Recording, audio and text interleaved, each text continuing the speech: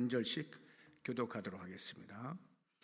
이스라엘은 열매 맺는 무성한 포도나무라. 그 열매가 많을수록 재단을 많게 하며 그 땅이 번영할수록 주상을 아름답게 하도다.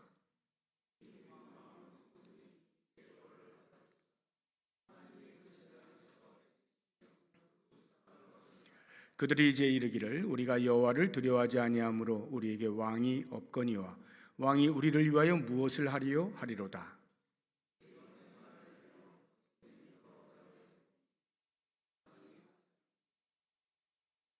사마리아 주민이 벳 아웬의 송아지로 말미암아 두려워할 것이라. 그 백성이 슬퍼하며 그것을 기뻐하던 제사장들도 슬퍼하리니 이는 그의 영광이 떠나감이며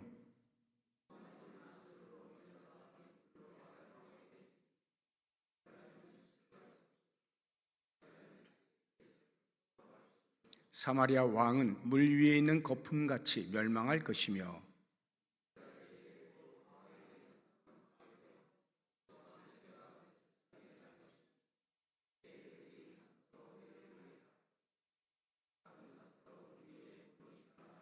이스라엘아, 내가 기브아 시대로부터 범죄하더니 지금까지 죄를 짓는구나.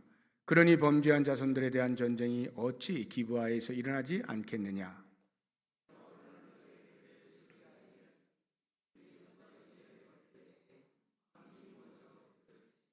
에브라임은 마치 길들인 암소 같아서 곡식 밟기를 좋아하나 내가 그의 아름다운 목에 멍에를 메우고 에브라임 위에 사람을 태우리니 유다가 밭을 갈고 야곱이 흙덩이를 깨뜨리리라.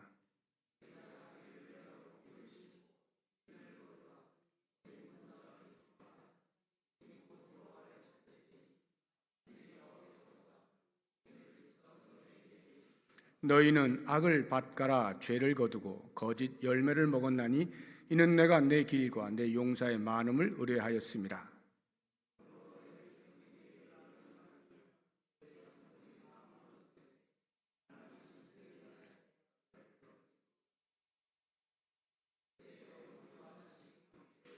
같이 읽습니다. 너희의 큰 악으로 말미암아 베델이 이같이 너희에게 행하리니 이스라엘 왕이 새벽에 정령 망하리로다. 아멘. 호세아가 사역하던 당시 북이스라엘의 국운은 마치 이제 풍전등화 같은 위기에 봉착해 있었습니다. 다른 것에 이유가 있는 것이 아니라 죄 때문인데요. 오늘 본문을 보면 두 가지 죄를 이야기합니다. 10절 한번 보세요. 내가 원하는 때에 그들을 징계하리니 그들이 두 가지 죄에 걸릴 때에 만민이 모여서 그들을 치리라. 그래서 이 두 가지 죄를 이야기하는데 학자들마다 두 가지 죄가 무엇이냐 하는 것에 대해서 조금씩 다릅니다. 어떤 사람은 이게 특정한 두 가지 죄를 말하는 것이 아니라 이제 죄가 워낙 많으니까 두 가지 죄라고 하는 표현을 통해서 죄가 많음에 대한 강조다 이렇게 이제 이야기를 하는 학자들도 있고요. 또는 이제 두 가지 죄를 구체적으로 찾는 그러한 이제 학자들도 있습니다. 제가 본문을 묵상하면서 살펴볼 때 한 가지 죄는 명확하게 드러나 있습니다. 또 다른 이제 한 가지가 아리송하게 이것일 수도 있고 저것일 수도 있고 이런 이제 상태여서 제가 묵상하는 가운데에서 유력하게 생각되어지는 것을 말씀을 드리도록 하겠습니다. 이 두 가지 죄가 이제 어떤 것이냐 하는 것부터 우리가 살펴볼 텐데 그 첫 번째 이제 명확하게 드러나는 것은 이제 신앙적 타락, 우상 숭배의 죄를 짓는 것입니다. 5절을 한번 보세요. 사마리아 주민이 벳 아웬의 송아지로 말미암아 두려워할 것이라 할 때 이 벳 아웬의 송아지 이것이 이제 우상 숭배를 말하는 것입니다.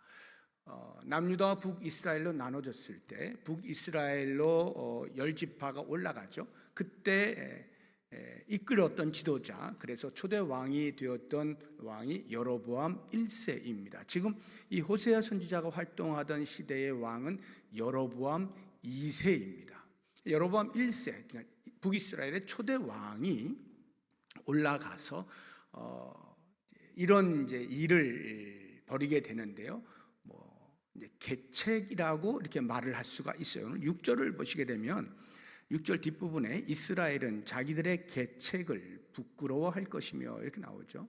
그 계책이라는 게 뭐냐 하면 비록 남유다와 북이스라엘로 나눠지긴 하였지만 여호와 하나님을 섬기는 일에 있어서는 동일하였기 때문에 성전이 예루살렘 성에 있었단 말이죠. 그러니까 북이스라엘에 있던 사람들이 절기 때가 되면 예루살렘으로 내려가서 하나님을 섬기는 거예요. 이런 것을 이제 보면서 이 여로보암이 계속해서 이렇게 가다가는 마음이 다 뺏기겠다 하는 생각이 들어서 그들이 더 이상 내려갈 필요가 없도록 신앙적 편의를 도모하는 것처럼 보이지만 사실은 정치적으로 자기 집안을 단속하기 위한 목적으로 베델과 단 두 군데에 북이스라엘의 최남단과 최북단 두 곳에다가 제단을 쌓는데 금송아지를 만들어 거기에 이제 주상을 세운 것입니다. 그리고는 그 금송아지를 가리켜서 이것이 너희의 조상을 애굽에서 인도해낸 여호와다 하면서 더 이상 이제 예루살렘으로 가서 절기를 지킬 필요가 없다라고 계책을 내세운 것입니다. 근데 실제로 이제 그런 것으로 인하여 북이스라엘은 완전히 신앙적으로 타락하게 되는 것이죠.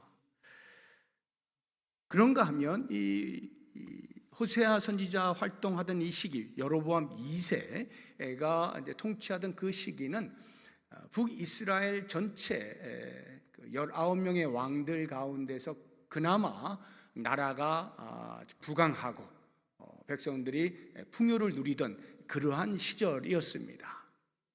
그러한 때에 이들이 풍요를 누리면 누릴수록 하나님 앞에 베푸신 은혜에 대하여 감사를 해야 하는데 그렇게 하지 아니하고 오히려 제단들을 만들고, 여기 제단을 만든다라고 하는 것은 우상 숭배를 위한 제단들을 만드는 거예요. 산 위에다가 산당들, 제단들을 만들고 또 섬길 우상들, 주상을 세우고 하는 이런 일들을 이제 하게 되는 것입니다. 1절을 보시게 되면 이스라엘은 열매 맺는 무성한 포도나무라. 그러니까 풍요롭다 이 말이에요. 지금 풍요로운데 그 열매가 많을수록 풍요로울수록 제단을 계속 축조하고 그 땅이 번영할수록 주상을 우상을 계속 만드는구나, 아름답게 하는구나, 꾸미는구나, 보석을 박으면서 이렇게 만들어내는구나 라고 통탄을 하는 것입니다. 한마디로 이야기하면 이제 배은망덕한 모습을 보이는 것이죠. 이 이스라엘 백성들이 그 풍요할수록 우상을 만들었다라고 하는 것이 어떤 우상들인가 하는 것을 구체적으로 좀 더 우리가 살펴보면 열왕기하 17장 16절에 보면 이런 우상들이 있어요. 그들이 하나님 여호와의 모든 명령을 버리고 자기들을 위하여 두 송아지 형상을 부어 만들고 또 아세라 목상을 만들고 하늘의 일월 성신을 경배하며 또 바알을 섬기고 이와 같은 신들을 섬기는 주상들을 계속 세워나가는 것입니다. 하나님 앞에 감사하고 영광을 돌려야 마땅한 그들이 하나님을 생각하지 아니하고 오히려 엉뚱한 우상들을 세우면서 우상을 섬기는 일에 열을 올렸던 그런 모습을 보면 신앙적으로 얼마만큼 타락했는지를 알 수가 있고요. 이렇게 우상 숭배하는 것을 가리켜서 하나님께서는 호세아 선지자의 입을 통하여서 두 마음을 품은 것이라고 이야기를 하십니다. 2절을 한번 보시면 그들이 두 마음을 품었으니 하죠. 이 두 마음을 품었다. 그러니까 하나님을 섬기면서 동시에 다른 우상을 섬기는 것을 두 마음을 품었다라고 말하는 거예요. 하나님을 완전히 버린 것도 아니고 하나님도 섬기는 외형적인 모든 신앙의 행위들은 다 하면서 또 더불어서 다른 우상들도 섬기는 일들을 해 나간 것입니다. 이런 부분에 대해서 하나님은 용납하지 않으시죠. 그래서 하나님의 사람들은 철저하게 당신의 백성들을 향하여서 이 둘 가운데 하나를 선택하도록 촉구하는 모습들을 우리가 계속 볼 수가 있어요. 여호수아가 가나안 땅으로 이제 2세대 백성들을 다 인도한 후에 이제 그 가나안의 족속들을 다 물리치고 땅을 분배하고 정착을 시켰죠. 그리고 이제 여호수아가 죽을 때가 되어서 이제 내가 죽으면 이들이 어떻게 될까 하는 생각에 그들을 불러 모아놓고 유언과도 같은 이야기들을 쭉 하는 중에 이렇게 이야기를 합니다. 여호수아 24장 15절을 보시면 만일 여호와를 섬기는 것이 너희에게 좋지 않게 보이거든 너희 조상들이 강 저쪽에서 섬기던 신들이든지 또는 너희가 거주하는 땅에 있는 아모리 족속의 신들이든지 너희가 섬길 자를 오늘 택하라. 오직 나와 내 집은 여호와를 섬기겠노라. 여호수아가 죽기 직전에 그 백성들에게 이렇게 이야기합니다. 나와 내 집은 오직 여호와만 섬기는데 너희들 어떻게 할래? 여호와도 섬기다가 우상도 섬기다가 이건 더 이상 하면 안 되지. 너희가 섬길 자를 정확하게 선택해 라고 이야기를 하는 거예요. 이것은 둘 중에 하나를 선택할 수 있는 자유가 너희에게 있으니까 너희들 알아서 해라 이런 이야기가 아니죠. 여호수아의 이 뜨거운 가슴으로 너무나도 분명히 너희들이 무엇을 선택해야 되는지 알지 않느냐. 그런데 지금 엉뚱하게 다른 데 마음이 빼앗겨 있는 거 돌아서야지 하고는 여호와를 섬기는 그 일에 전심하라고 촉구하고 있는 이런 모습이죠. 이 호세아 선지자보다 훨씬 전 사람으로서 또 북이스라엘의 선지자였던 엘리야가 갈멜산에서 바알의 선지자들과 자기 혼자 대결을 하잖아요. 그래서 마른 그 하늘에 비가 오지 않는 그러한 상황 속에서 이제 제물을 올려놓고 하늘에서 불이 떨어지는 신이 참신인 대결을 하죠. 그때의 그 대결하는 과정 속에서 백성들이 다 모이지 않습니까? 쭉 모일 때 그 백성들을 바라보고 엘리야가 분명하게 이야기를 하잖아요. 열왕기상 18장 21절 보시면 엘리야가 모든 백성에게 가까이 나아가 이르되 너희가 어느 때까지 둘 사이에서 머뭇하려느냐? 여호와가 만일 하나님이면 그를 따르고 바알이 만일 하나님이면 그를 따를지니라. 왜 둘 사이에서 머뭇거리느냐 이 말이에요. 여기 머뭇거린다는 말은 이러지도 못하고 저러지도 못한 상태를 말하는 것이 아니라 여기도 갔다가 저기도 갔다가 왔다 갔다 하는 상태를 표현하고 있는 거예요. 그러니까 두 마음을 품고 정하여 하나님만 섬기지 못하는 그들에게 이제 참신이 누구인지 곧 너희들이 알게 될 터인데 확실하게 정해라. 이렇게 촉구하고 있는 것을 볼 수가 있어요. 그러니까 두 마음을 품는다는 것은 이미 신앙적인 타락의 길을 걷고 있다는 뜻인 거죠. 이스라엘 백성들이 이렇게 신앙적으로 타락하니까 자연스럽게 따라오는 것이 이제 두 번째 죄인데 그것을 저는 도덕적인 타락으로 제가 이제 보고자 하는데요. 도덕적인 타락이란 사회 악을 이제 말하는 것입니다. 오늘 본문의 말씀을 보게 되면 3절에 이렇게 이야기하고 있어요. 그들이 이제 이르기를 우리가 여호와를 두려워하지 아니하므로 우리에게 왕이 없거니와 왕이 우리를 위하여 무엇을 하리요 하리로다. 왕이 없다라고 표현을 하고 있는데 이 왕이 없다는 게 이제 두 가지 의미가 있어요. 하나는 왕다운 왕이 없다는 말로 우리가 이해할 수가 있어요. 실제로 이스라엘의 그 왕들은요 정통성이 없다 보니까 끊임없이 쿠데타에 의하여서 왕조가 계속 바뀌지 않습니까? 그러다 보니까 왕다운 왕이 없는 거예요. 제대로 이스라엘 백성들을 다스리지 못하는 거예요. 자연스럽게 따라오는 것은 타락이죠. 제대로 다스리는 사람이 없으니까 타락이 따라올 수밖에 없는 거예요. 그런가 하면 또 다른 한편으로 왕이 없다는 뜻은 왕이 있는데 다스림이 있는데 백성들이 왕을 무시한다 이런 의미로 볼 수도 있습니다. 왕을 무시할 만큼 백성들이 지금 강팍하다는 거예요. 이것은 현재 그들의 그 타락의 상태를 이제 보여주고 있는 말이죠.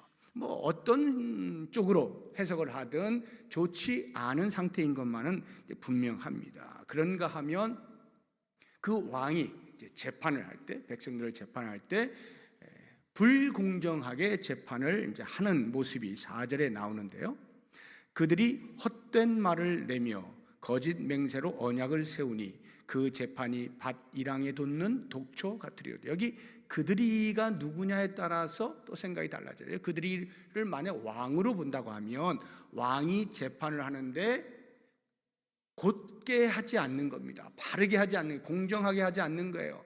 누군가가 뇌물을 주면 그 뇌물을 받고 재판의 내용을 굽게 하는 겁니다. 이롭게, 누군가에게 이롭게 만드는 거예요. 이런 식의 표현들이 그들이 헛된 말을 내며 거짓 맹세로 언약을 세운다는 것으로 표현하고 있는 것이고요.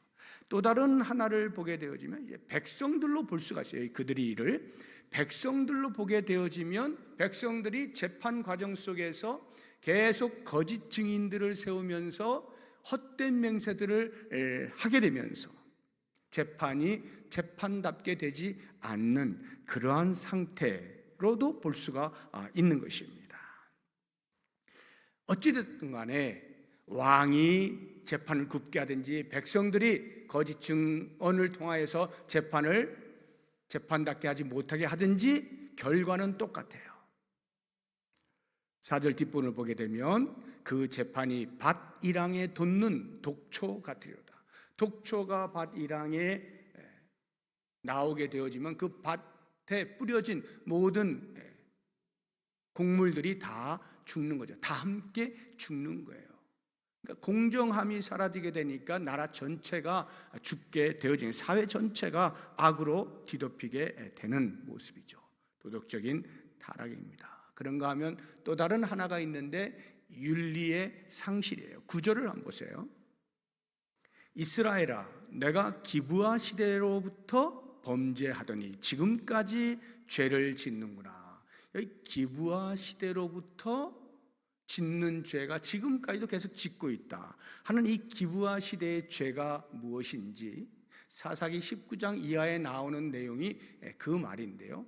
기브아라고 하는 곳에서 레위인이 첩과 함께 노인의 집에 기거하다가 그만 동네 불량배들에 의하여서 그 첩이 윤간을 당하고 죽임을 당하게 되죠. 이 일에 분개한 레위인이 자기의 첩, 그 사체를 12토막을 내서 각 지파에 한 토막씩 다 보내죠.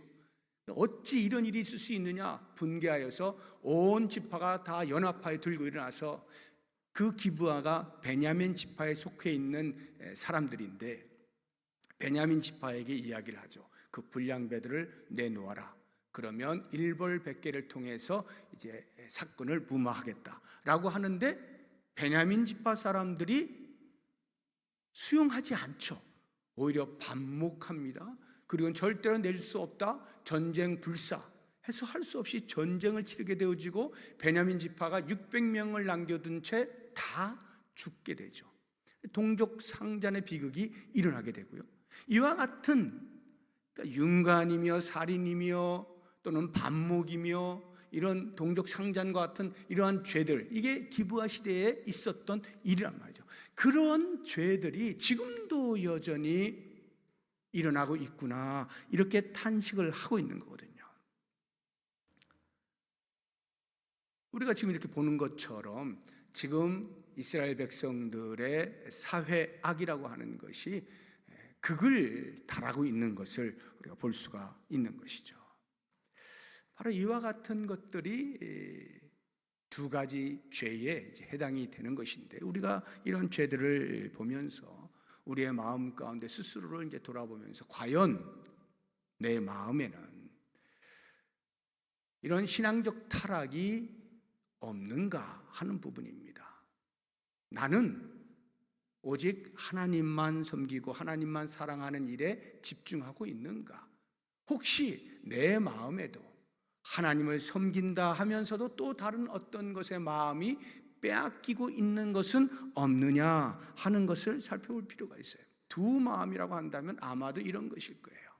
내가 하나님보다 더 중요하게 생각하는 그 무엇, 예를 들어서 어떤 일을 하더라도 우리는 하나님의 자녀라고 하는 그 기반 위에서 하는 것이고, 하나님과의 관계가 설정된 상태에서 모든 일이 일어나야 되는 것이죠. 그런데 그건 그거고, 하나님과의 관계는 관계고, 또 나는 내 나름대로 내 삶을 사는 이런 것이라면 두 마음을 품는 거예요. 학생이 공부를 한다라고 할 때 당연히 학생은 공부를 해야 되죠. 열심히 공부를 해야 돼요. 그런데 그 공부하는 것이 하나님을 섬기는 일보다 우선되어져서, 하나님 섬기는 것은 나중에 해도 되니까 라고 하면서 뒷전으로 물러나게 된다면 그 공부가 우상인 거예요. 하나님의 자녀는 공부를 할 때에도 내가 왜 공부를 하는가에 대한 이해가 하나님과의 관계 속에서 있어야 되는 것이죠. 내가 열심히 해서 이 사회에 하나님의 자녀로서의 빛의 역할을 잘 감당해야 되겠다. 많은 사람들에게 선한 영향력을 미치기 위하여 지금 내가 잘 준비해야지. 이런 마음을 가지고 공부하는 것이 마땅한 겁니다. 그런데 그러한 것이 없고, 내가 공부를 잘 못하면, 또 부모도 마찬가지예요. 내 자녀가 공부를 잘 못하면 사회에서 출세도 못하고 다른 사람들 밑에 눌리고, 단순히 그러한 생각으로 공부해라 또 열심히 공부하는 그것으로만 있다면, 설령 내가 주일에는 교회를 가서 예배를 드린다 할지라도 그것은 두 마음을 품는 것과 다를 바가 없는 거예요. 우리가 경제활동을 할 때 장사를 하든지 직장에서 일을 하든지 무엇을 하든지 마찬가지입니다. 돈을 열심히 버는 목적이 무엇인가? 다른 사람보다 더 많이 가져서 좀 떵떵거리고 싶은 그러한 마음으로만 열심히 돈을 벌고, 때로는 그 돈 버는 것에 방해가 되어지는 경우에는 언제라도 신앙의 행위는 뒷전으로 물러나는 것이라고 한다면 역시 마찬가지로 두 마음을 품는 것과 다를 바가 없는 거예요. 우리가 왜 열심히 돈을 버는가? 하나님과의 관계 속에서의 이해가 있어야 되는 것이고, 그래서 목적이 있어야 되는 거예요. 그러면 그 돈에, 그 재물에 우리의 마음이 빼앗기지 않으면서도 얼마든지 잘 활용할 수가 있는 거죠. 하나님을 섬긴다라고 하는 이 한 가지, 한 마음을 통해서 우리는 얼마든지 일상의 삶을 살아낼 수가 있다는 것을 꼭 기억을 해야 되고요. 이렇게 한 마음을 가지고 하나님만 섬기며 사는 삶을 위하여 우리가 어떻게 하면 그렇게 할 수가 있을까를 위해서 팁을 드린다고 한다면, 하나님께서 우리에게 베푸신 은혜, 구원의 은혜며 또는 일상의 삶 가운데서 베푸는 은혜들, 그런 은혜들을 계속 묵상하면서 어떻게 내가 이 받은 바 은혜를 하나님께 보답할까 생각하고, 하나님 제가 어떻게 할까요? 계속 물으면서 그렇게 하나하나 생활에 나아가게 되어지면 하나님 아닌 다른 것에 마음이 빼앗길 틈이 없게 되는 거예요. 그래서 시편 기자가 그것을 우리들에게 잘 보여주고 있는데, 시편 116편 12절 이하를 보게 되면, 내게 주신 모든 은혜를 내가 여호와께 무엇으로 보답할까? 내가 구원의 잔을 들고 여호와의 이름을 부르며 여호와의 모든 백성 앞에서 나는 나의 서원을 여호와께 갚으리로다. 베푸시는 하나님의 은혜를 계속 묵상하는 거예요. 그래서 내 마음속에 다른 것이 들어올 여지를 두지 않는 거예요. 하나님의 은혜로 가득 채우는 거예요. 어떻게 내가 이 은혜를 갚을까? 하나님께 나를 구원해 주신 이 놀라운 은혜에 대하여 그 감격의 마음을 무엇으로, 어떻게, 어떤 생활을 통해서 돌려드릴 수 있을까? 다시 말하면 하나님의 이름을 높여드릴까? 하나님께 영광을 돌릴 수 있을까?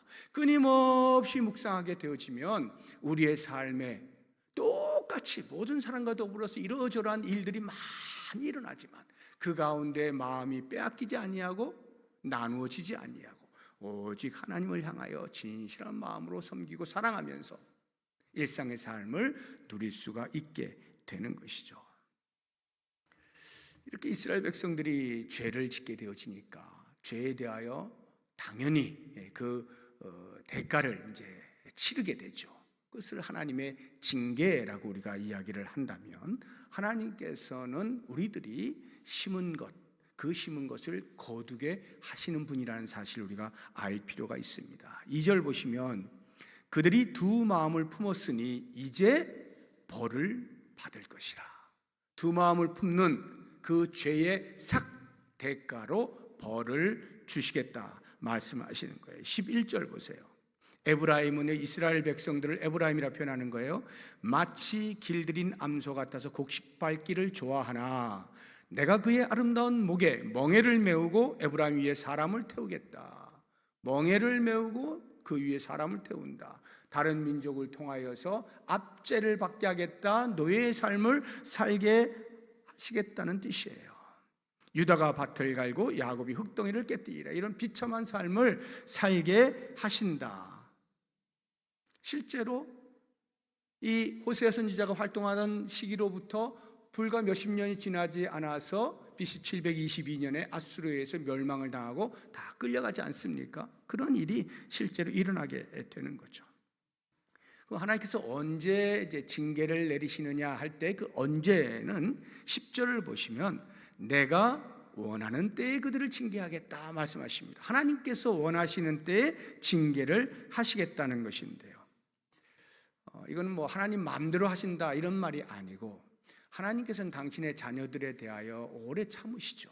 할 수 있는 대로 기다려 주시고 가능하면 말로 하시고 훈계하시고 가끔은 책망도 하시고 하지만 직접 매를 대시는 경우는 매우 드물어요. 그런데 임계점에 다다르게 되면 하나님께서 더 이상은 그냥 놔둬서는 안 된다 판단하시게 되어질 때 징계를 내리시게 되는 것입니다.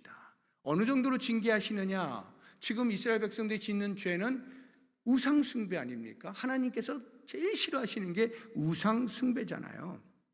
그래서 10계명을 보시게 되면 1계명과 2계명이 바로 우상 숭배와 관련되어진 거예요. 출애굽기 20장 한번 보시게 되면 3절 이하에 너는 나 외에는 다른 신들을 내게 두지 마라. 제 1계명입니다. 그다음 두 번째 계명을 보면 너를 위하여 새긴 우상을 만들지 말고 또 위로 하늘에 있는 것이나 아래로 땅에 있는 것이나 땅 아래 물속에 있는 것에 어떤 형상도 만들지 말며 그것들에게 절하지 말며 그것들을 섬기지 말라 해서 우상을 두지 말라, 우상을 만들거나 절하거나 섬기지 말라 분명하게 말씀하시는 거예요. 하나님께서 이 부분에 대하여 이스라엘 백성들에게 주신 율법 가운데 1, 2 너무나 중요한 것이다 알려주고 계시는 것이죠. 그래서 이렇게 하나님께서 가장 싫어하시는 것을 끊임없이 하게 되었을 때 하나님이 징계의 수위를 높이시죠. 어떻게 해요? 철저한 파멸과 공포가 따릅니다. 8절 한번 보세요. 이스라엘의 죄 곧 아웬의 산당은 파괴되어 가시와 찔레가 그 제단 위에 날 것이니 그때 그들이 산더로 우리를 가리라 할 것이요 작은 산더로 우리 위에 무너지라 하리라. 이 표현이 이제 어떤 표현인가? 산들이 야 산들아, 산들에게 명해서 산들아 우리를 가려다오, 또는 산들아 나를 그냥 덮어서 산들아 무너져서 나를 덮어버려라, 이렇게 말할 만큼 공포스러운 일이 일어나게 된다 하는 거예요. 예수님께서 십자가를 지고 가실 때 그 뒤를 따르던 백성들과 특히 여인들이 슬피 울며 이제 따라가는 거예요. 아이고 우리 스승님 이렇게 가는데 예수님께서는 엉뚱한 말씀하시죠. 뒤를 돌아보면서 그 울고 있는 여인들을 향해서 얘들아 나를 위해 울지 말고 너희와 너희의 자녀를 위해 울으라, 이렇게 말씀하거든요. 보세요. 예수께서 돌이켜 그들을 향하여 이르시되 예루살렘의 딸들아 나를 위하여 울지 말고 너희와 너희 자녀를 위하여 울라 하고는 그 뒤에 보시면 이 말씀을 인용하면서 이야기하셔요. 보라 날이 이르면 사람이 말하기를 잉태하지 못하는 이와 해산하지 못한 배와 먹이지 못한 젖이 복이 있다 하리라. 그때 사람이 산들을 대하여 우리 위에 무너지라 하며 작은 산들을 대하여 우리를 덮으라 하리라. 왜 산들이 나를 덮어라 이렇게 산들에게 요청을 하게 되느냐 이 말이에요. 그만큼 하나님의 징계가, 하나님의 심판이 무섭다는 거예요. 하나님의 심판이 너무 무서우니까 차라리 산들이 나를 좀 가려주었으면, 차라리 산들이 무너져서 그 돌에 내가 깔려 죽는 게 낫지 하나님의 심판받는 건 너무나 공포스럽다.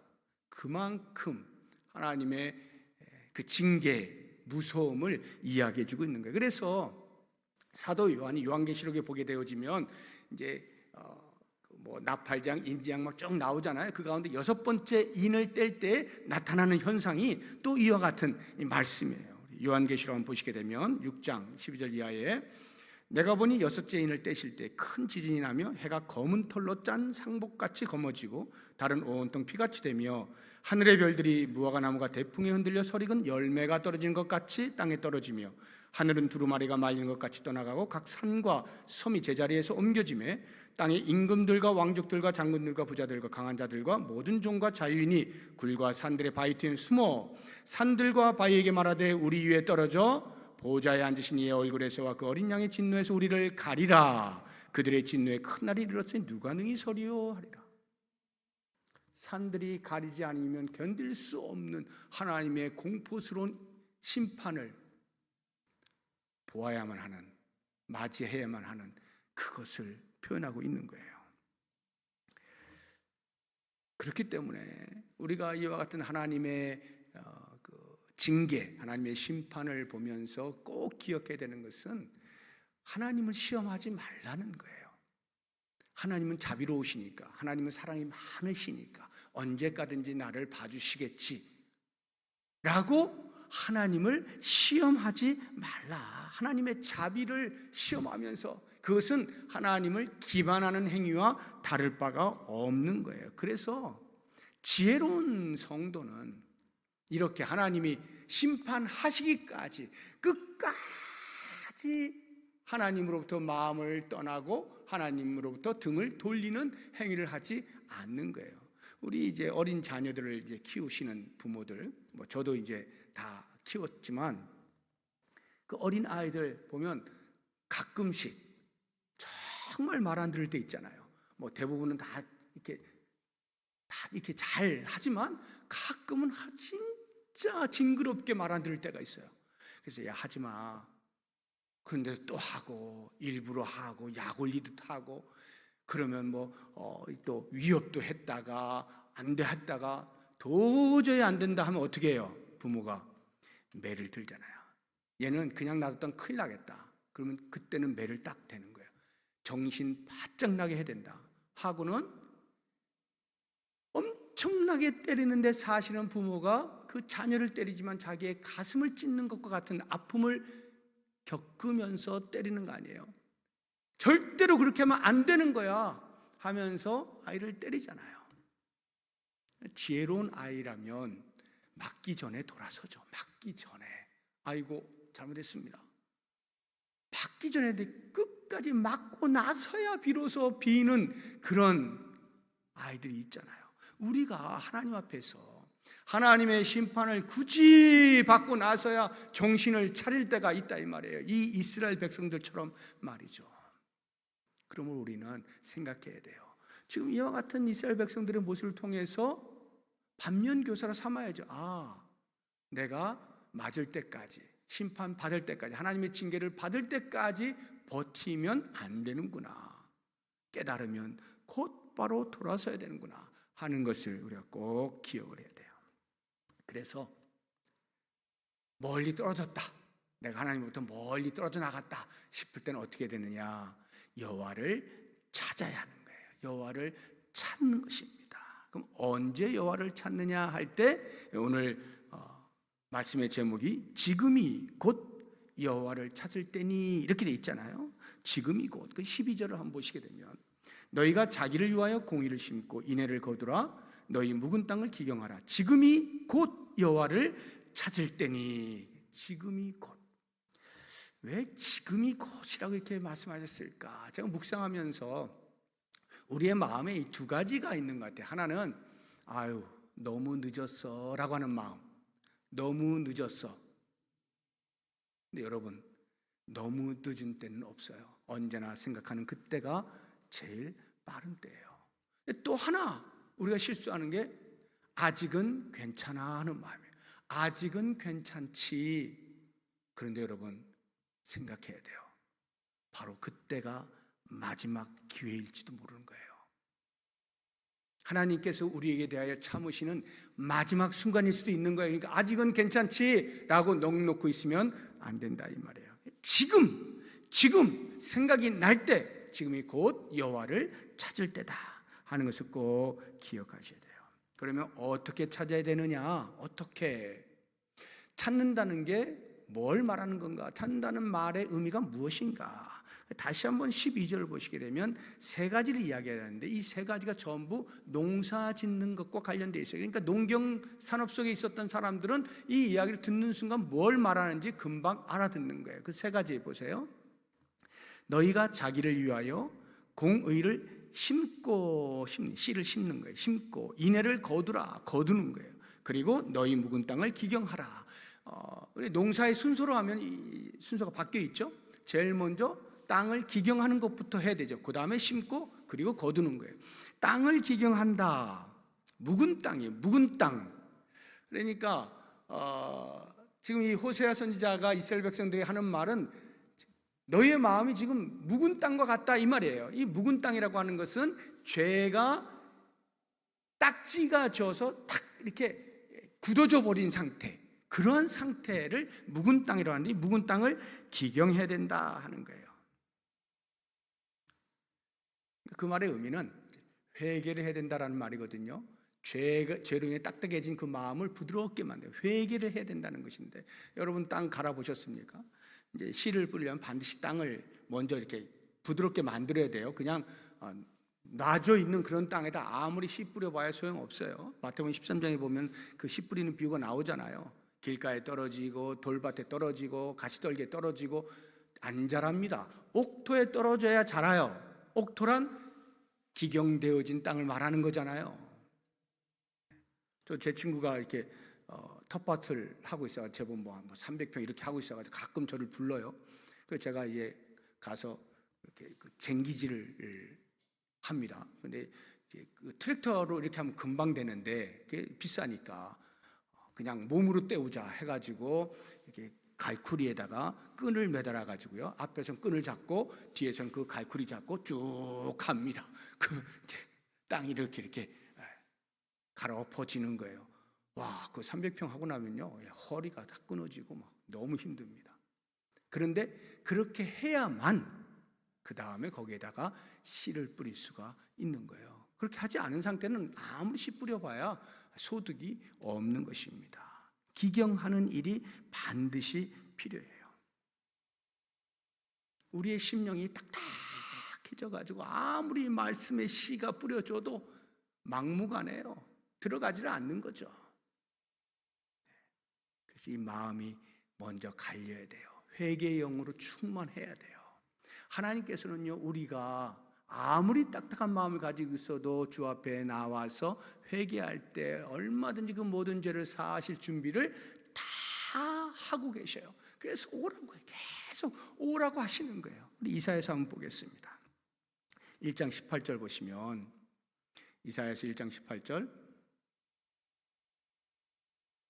여호와께서 말씀하시되 오라 우리가 서로 변론하자.